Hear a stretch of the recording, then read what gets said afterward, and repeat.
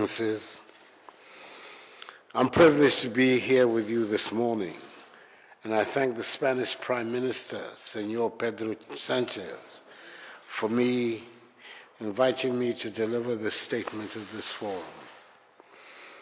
It is rather sad that the pandemic has deprived me, and an ardent fan of many decades of Los Blancos, of the opportunity of touring the Santiago Bernabeu Stadium as part of my brief visit to Madrid.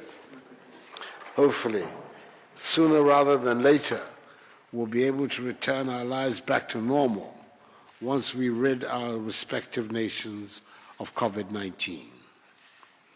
What the pandemic has taught us is that our world is truly interdependent. For a virus that originated in China has engulfed the entire globe. We need to cooperate more, and we need to cooperate smartly. In the midst of all the complexities of the 21st century, our interdependence requires such cooperation. So I applaud Prime Minister Pedro Sanchez for convening Focus Africa 2023 and for the brilliance of the Plan Africa 3 initiative. Excellencies, I'm certain that all of us gathered at this event have become accustomed to news headlines such as at least 43 African migrants drowned off Libya, UN agencies say. African migrants drowned as boat sails to Spain. At least 140 migrants drowned off Senegal coast, UN says. For those of us who come from a continent that is in possession of some 30% of the Earth's remaining mineral resources and some 50% of the world's arable lands, it is disheartening to acknowledge that African youths do not see a future in their respective countries and are willing to cross the Sahara Desert on foot and drown in the Mediterranean Sea in a desperate bid to reach the mirage of a better life in Europe. It is eloquent testimony to the inability of the current structures of African economies, producing and exporting raw materials, importing manufactured goods and services from Europe and elsewhere, to generate the numbers of decent, well-paying jobs that Africa's youth crave. But fortunately, there's now a consensus amongst the current crop of African leaders of the urgent need to remedy the situation and relate with the rest of the world on the base of trade and investment cooperation in value-added activities.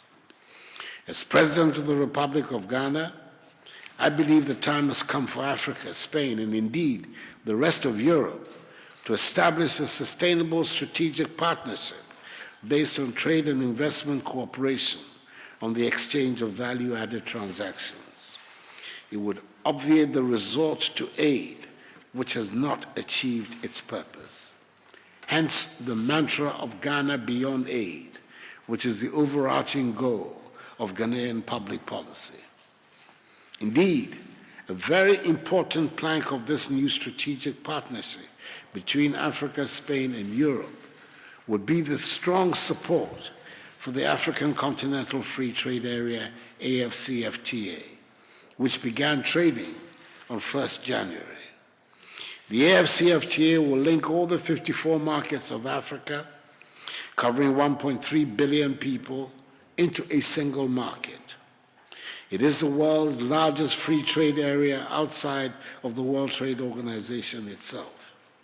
By 2050, it will cover an estimated 2.5 billion people and have over a quarter of the world's working age population.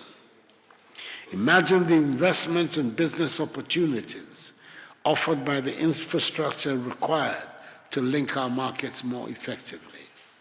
And imagine the business opportunities that this huge market would offer for manufacturing and service firms from Spain and Europe that could establish production facilities in Africa to serve the African markets. And with the enhanced growth that will result from all of these, the market opportunities for exporters from Spain and Europe could be truly amazing.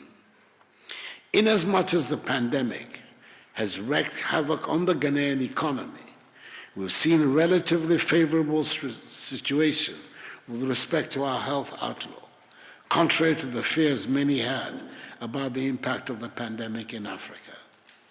Our active cases in Ghana are declining and now stand at some 2,410 cases. We've recorded some 740 deaths and have since the start of March vaccinated some 500,000 Ghanaians. The goal is to vaccinate 20 million Ghanaians by the end of the year, which would effectively mean the vaccination of the entire adult population of our country.